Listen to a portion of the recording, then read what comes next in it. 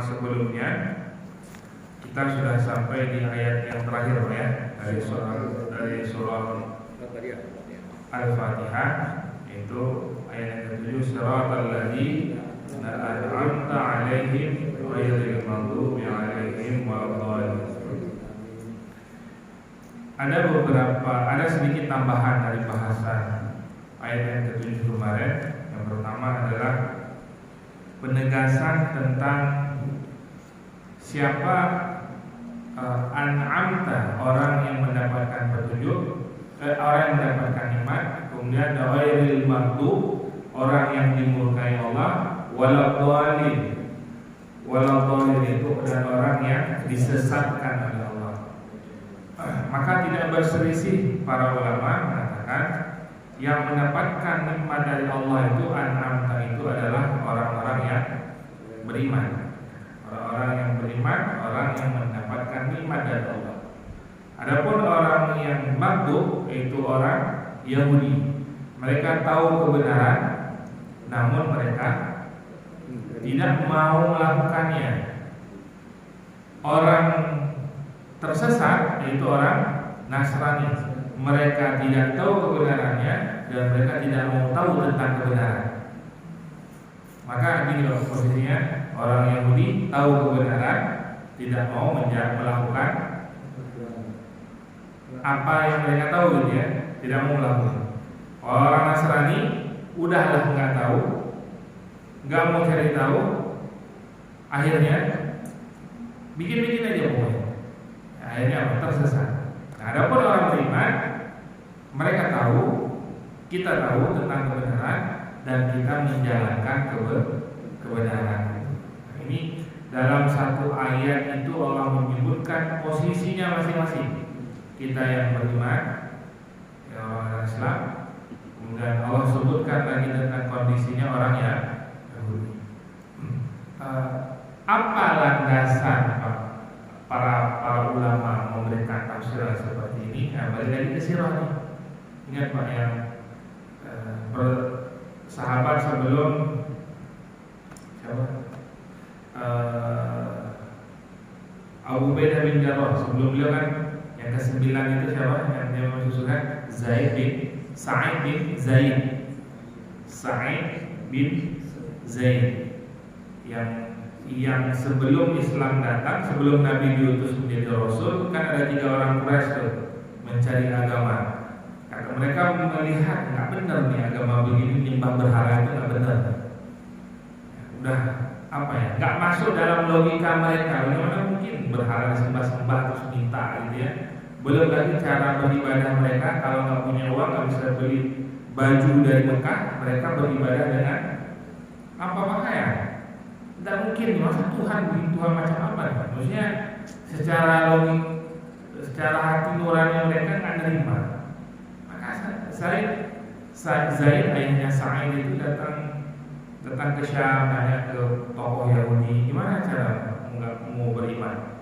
Kalau kamu menjadi orang Yahudi, syaratnya kamu dimurkai dulu. Kan tambah parah. Aku cari agama yang tidak dimurkai Allah, tapi kalian untuk masuk ke agama kalian dimurkai dulu baru masuk. Kan secara logika kebenaran nggak masuk tuh.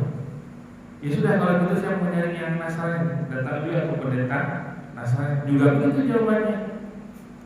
Ya, kalau mau masuk agama ini, kamu dimurkai dulu oleh Allah, disesatkan dulu, melakukan kesesatan dulu, nanti baru masuk ke agama ini. Nggak masuk pokoknya. Ya. Akhirnya apa? Zaid menyimpulkan bahwa dalam perjalanan baliknya ke Mekah, duhai Allah, aku tahu kau ada, tapi nggak tahu syaratnya ibadah itu gimana. Tapi aku yakin kau ada. Akhirnya pas tengah jalan ternyata dirampok dan dibunuh. Di antara salah satu doa terakhir beliau apa?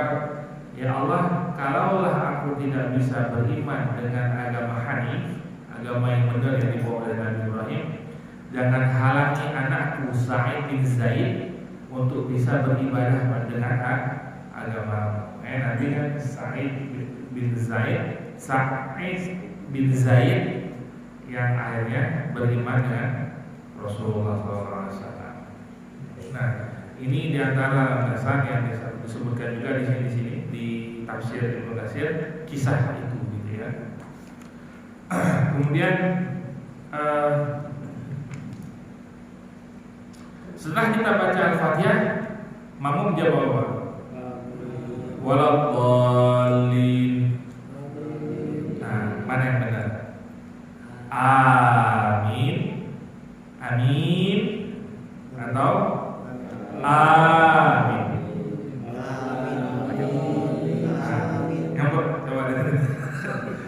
Ini beda semua artinya. Jangan salah nih. Yang pertama amin, yang kedua amin, yang ketiga amin. Gimana? Hah? Mana? Percayalah ya.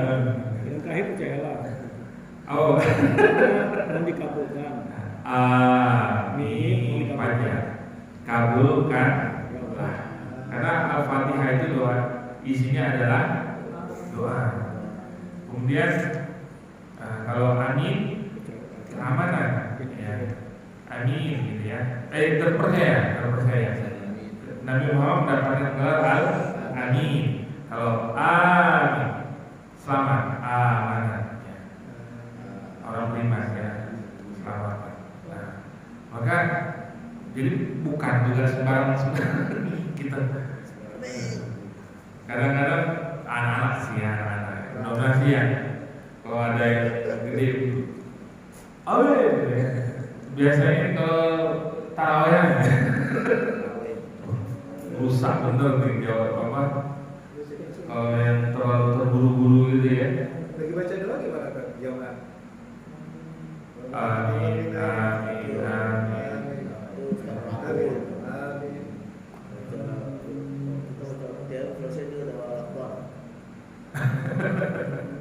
Baik, kemudian gimana? Nah, ucapan amin ini, mengamin ini punya keutamaan yang cukup besar, Pak.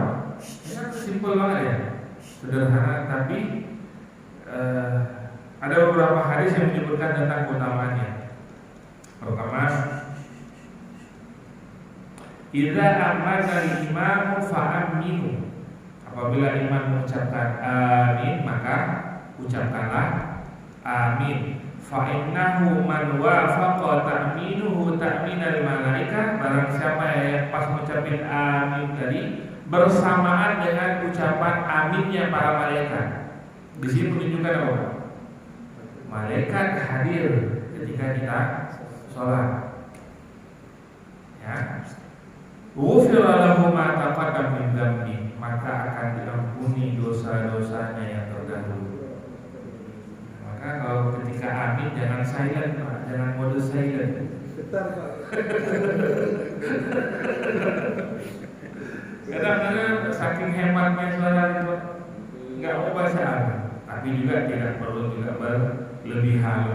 Wow. Ya kalau anak-anak udah musola udah bagus gitu. Udah gede masih bercanda baca aminnya juga nggak pas lah. Kemudian dari hadis Abu Hurairah beliau meriwayatkan idza qala ahadukum fi sholati amin amin wal malaikatu fis samai amin fa faqat ihdahuma al-ukhra ghufira lahu ma taqaddama min dhanbi. Kalau yang kayak hadis di awal tadi kan menyebutkan di mana posisi malaikat. Nah, hadis Abu Hurairah menyebut itu. Apabila salah seorang kalian sedang sholat kemudian mengucapkan amin dan malaikat sama, malaikat di langit mengucapkan juga amin, fawafaqat dan bersamaan pas mengucapinnya, maka diampuni dosa-dosanya yang terdahulu. Nah, Nah, kemudian dalam hadis yang diriwayatkan oleh Abu Musa ada tambahan redaksinya lagi sedikit. Innama ju'ilal imamu liyutamma bihi. Ini penting banget. Ya, kalau ada perdebatan gitu bagaimana kita menjadi makmum yang baik, ini patokannya. Innama ju'ilal imamu liyutamma bihi. Sesungguhnya imam dijadikan hanyalah untuk diikuti. Imam yang sudah kita tunjuk, maka apapun yang dilakukannya ikuti. Jangan yang saya suka ini, saya kasih pendapat ini terus saya ngikutin. Benar jadi makmumnya. Ada ya? Ada. Kemudian wa idza rafa'a farfa'u. Kalau imam itu rafa'a mesti takbiratul ihram. Ya rafa'u, angkatlah ikuti.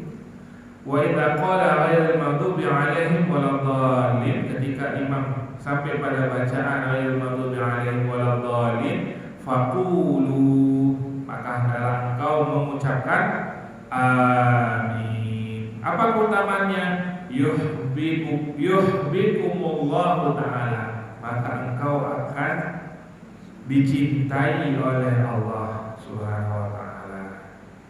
Yang mulia dicintai oleh Allah. Ustaz, saya asal sholat. Tapi kan orang sebelum habis sholat maulid dia ngomong Rabbi Firli. Terus diaminkan. Itu ada hadisnya nggak? Saya dengar sampai saya itu Rabbi Firli. Lalu sudah diwujudkan amin. Tapi dia sendiri. Itu Saya belum tahu Pak. Nanti saya cari dulu kalau ya. kita baca, kalau nggak ada hadisnya boleh nggak? Nggak boleh. Kalau sepemahaman saya ini dalam sholat itu kan salah satunya untuk doa ya. Tapi yang hadis yang ketika sujud suruh berbanyak doa itu ada. Iya. Tapi kalau setelah Walau waladhalin saya belum baca itu. Tapi kalau setelahnya amin, apakah maksudnya mungkin jadi biar dibacakan doa, biar didoain semuanya? Allah alam bisawab. Tapi saya cari dulu ya. kalau ada kita mau pakai juga itu kan. Bisa pakai itu, umum aja lah. Bisa pakai. Bisa pakai. Nggak pakai biasa aja yang baik kita ikuti. Kalau saya itu belum tahu. Nanti saya cari dulu. Tapi kan kalau misalnya di Al-Fatihah sendiri yang kita baca gitu atau kita mendengarkan atau membacakan Al-Fatihah dengan ayat kelima iya dan al-umma iya itu di otak kita tuh pasti akan terbesit bahwa hanya kepada mau meminta semua permintaan kita dan hanya kepada mau aku memohon. Udah Mindset tuh. Kalau saya pribadi tidak perlu mengucapkan itu karena memang itu tadi tidak ada dalilnya lah, belum pernah tahu kita bahwa bisa aja lah, kita pakai aja lah. Jadi iya karena sudah jelas gitu. Bisa pakai aja lah, pakai biasa aja. Kemudian gimana? Apakah bisa dijaringkan bacaan untuk salat jahar ya? Untuk yang salat berarti maghrib, subuh sama isya, maka dibaca dengan cara dinyaringkan. Nah, terus ada kisah nih Pak. Ada kisah orang Yahudi datang bertemu dengan Rasulullah. Orang Yahudi kan benci banget kepada Nabi. Benci itu karena Nabi terakhir bukan dari mereka. Tapi dalam kisah ini disebutkan lagi lebih spesifik. Maka di antara yang membuat orang Yahudi itu ini banget gitu ya dengan umat Islam, yang pertama adalah innahum la yahsuduna ala syai'in kama yahsuduna ala yaumil Jumat. Pertama mereka benci sama Islam karena umat Islam itu punya hari Jumat. Karena orang Yahudi gagal dengan hari Sabtunya. Kan ada yang jadi monyet, dikutuk jadi monyet, kan gagal. Dengan Yom Sabatnya ini ya. Jumat ada nggak cerita yang macam-macam tentang Nabi dari sirah Nabi? Ada kejadian macam-macam. Maksudnya nggak ada yang melanggar atau apa lagi dia, nggak ada. Tapi Yom Sabat ada kisahnya disebutin di Al-Quran. Ya, hari nggak boleh mancing hari Sabtu. Maka mereka ngakalin. Gimana ngakalinnya? Masaknya hari Jumat, ngambilnya hari Minggu. Nggak boleh kalau itu udah dibilang nggak boleh, maksudnya mau pasang apapun sabar itu nggak boleh. Gitu. Mereka ngakalin, akhirnya apa yang terjadi? Jadi monyet gitu ya. Terus allati hadana Allahu laha wa dhallu anha 'alal qiblah. Kemudian umat Islam punya kiblat. Kan awal-awal orang Yahudi ngolok-ngolok Nabi waktu di Mekah. Allah Muhammad apaan? Bawa agama tapi kiblatnya sama. Bawa agama tapi kiblatnya sama. Maka setiap hari kan Nabi keluar dari atas gitu. Makanya dalam ketika turun ayat fawalli wajhaka syatral masjidil haram, kata Allah, wahai Muhammad, aku tahu yang kau rasakan gitu ya, keresahanmu aku tahu, maka aku palingkan kiblatmu yang mana sebelum kau menghadap ke arah Masjidil Aqsa, ya aku palingkan menghadap ke Masjidil Haram, ya ke Mekah, ke Ka'bah, ya Allah palingkan. Nah itu yang kedua yang mereka benci banget dunia, hasad banget dengan orang Islam. Ada hari Jumat, kemudian ada kiblat.